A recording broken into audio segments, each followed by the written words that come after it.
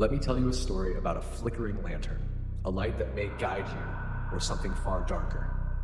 In the same village near the river, years before Than's story, there was a young woman named Mai. She worked late at a local weaving workshop and often walked home under the pale light of her kerosene lantern.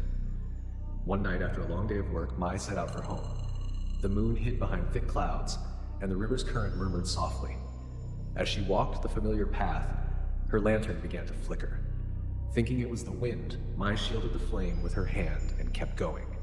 Then she noticed something strange. Another lantern, faint but steady, glowing ahead of her. Mai thought it belonged to someone from the village and quickened her pace, eager for company. But no matter how fast she walked, the lantern stayed the same distance ahead.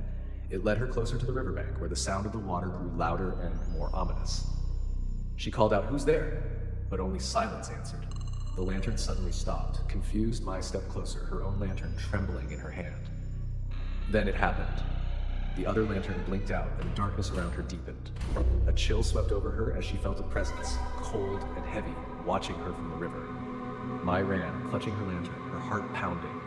She didn't stop until she reached her home, collapsing breathless in front of her mother.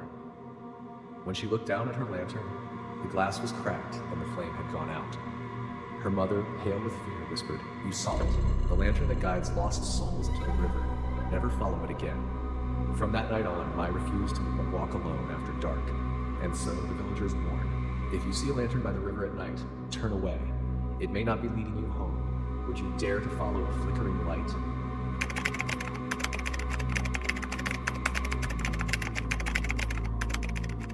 This is a story about a tree that listens and sometimes answers. In a neighboring village, there stood an ancient banyan tree at the edge of a field. The villagers believed it was sacred, a dwelling place for spirits.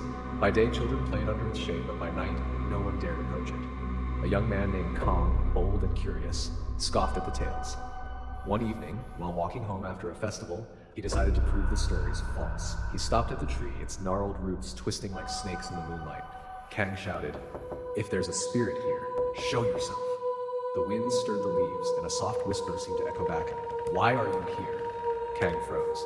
The voice was faint but unmistakable. Gathering his courage, he laughed nervously. "I'm not afraid of you," he said.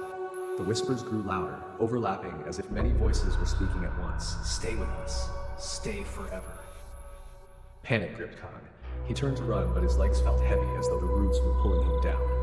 The tree's shadow stretched unnaturally long, reaching for him. Desperate, he recited a prayer his grandmother had taught him. The whispers faded and the weight lifted. Kang stumbled away, vowing never to go near the tree again. The villagers say the banyan tree still whispers to those who pass too close at night. Some claim to hear their names called, others hear secrets they'd rather forget. Would you dare to stand beneath a tree that speaks?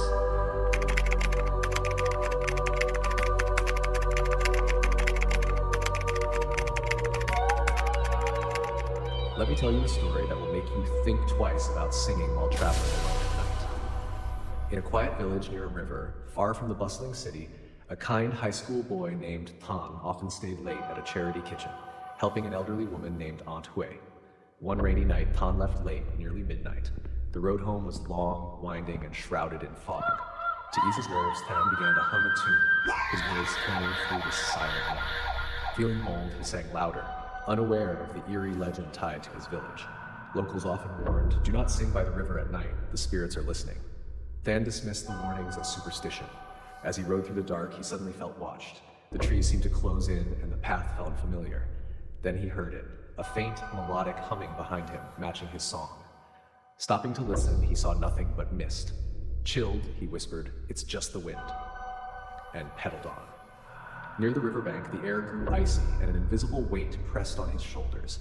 Than's head pounded, and whispers grew louder, surrounding him. Desperate, he sped home, stumbling inside, pale and trembling. His grandmother, alarmed, sought the help of an elder who warned, "A spirit followed him. Drawn by his voice, she won't let go." That night, his grandmother performed a ritual by the river, offering prayers and incense. By dawn, Than's fever broke, and the weight lifted. Shaken, Than vowed never to sing at night again. This tale reminds us, in the darkness, you may not be alone. Would you dare to sing on a lonely road at night?